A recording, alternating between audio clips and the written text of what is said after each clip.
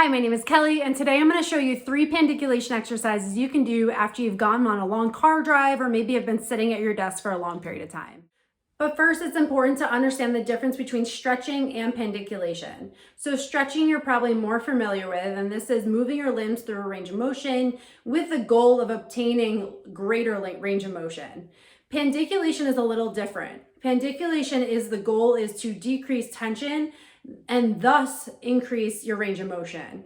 And the difference that is crucial here is that pandiculation incorporates your nervous system. So it uses your nervous system response to actually decrease the overall tension in the system. So now your muscles can move through a greater range of motion. Another important difference to note is that with stretching, the stimulus to elongate the muscle typically comes from an external source and the nervous system responds. Versus pandiculation, the stimulus to elongate the muscle comes from the internal source in that you have a contraction followed by a relaxation. So the nervous system is initiating the response for the muscle to elongate, which allows for better relaxation and not the residual tension that sometimes you experience after stretching. So you're probably more familiar with pandiculation than you realize. If you have a cat, a dog, a baby, they're great at doing this. And we're actually programmed to do this naturally. And some of you may do it on a regular basis and not even realize it. So if you ever see a dog wake up after a long slumber, a lot of times they do that stretch and stick their butt up. And then they take a deep breath, they open their mouths up really wide, almost like they're yawning. And that is essentially pandiculation. Babies also do this really well, and so do cats and a lot of animals. Unfortunately, as we become adults, we kind of lose our natural instinct to facilitate stretch and relaxation in the muscles. That's why it's so important to do this on a regular basis and to allow your system to experience relaxation through the nervous system. So before we jump into the exercises, let's first get in tune with your breath. So we're going to do 3 physiological sighs. And what they are an inhale, followed by another little inhale, a slight hold, and then a slow exhale. So you can do this seated or standing. Standing typically works better for allowing the lungs to fully expand. But if that's not available to you, sitting is completely fine. So what you're going to start with is a elongation of your arms up to the ceiling, stretching up. Deep breath in, slight breath again in, and then slowly exhale as you lower the arms. We're going to do that 2 more times. So again, raising your arms up, breathing in, another slight inhale, and then slowly exhaling all the way down. 1 more time.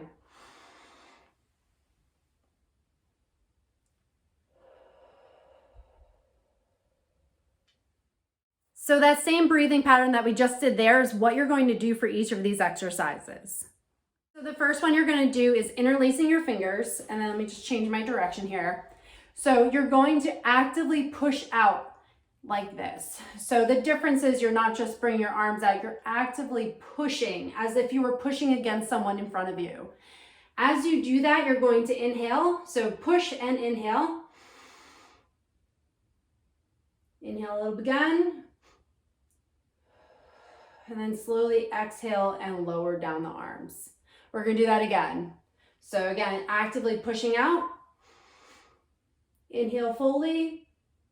Another little inhale. And slowly exhale.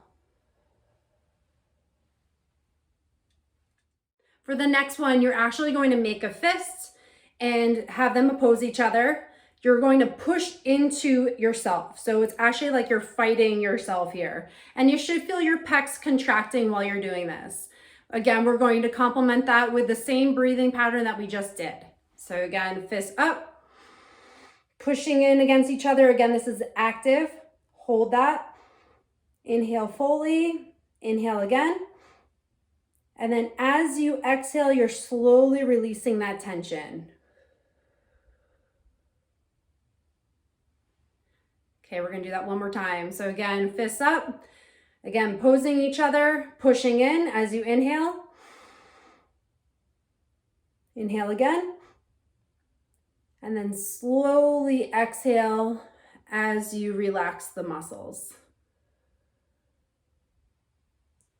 So the key with all these is the slow exhale. So if you're speeding through this, that kind of defeats the purpose. The slow exhale with the gradual relaxation of the muscles is what's going to release the tension. So just focus on that as you're going through these exercises. And for the last one, it's going to be for your upper back and your neck, which can again get very tight if you're sitting for extended periods of time. The same breathing patterns apply for this as we've done in previous exercises.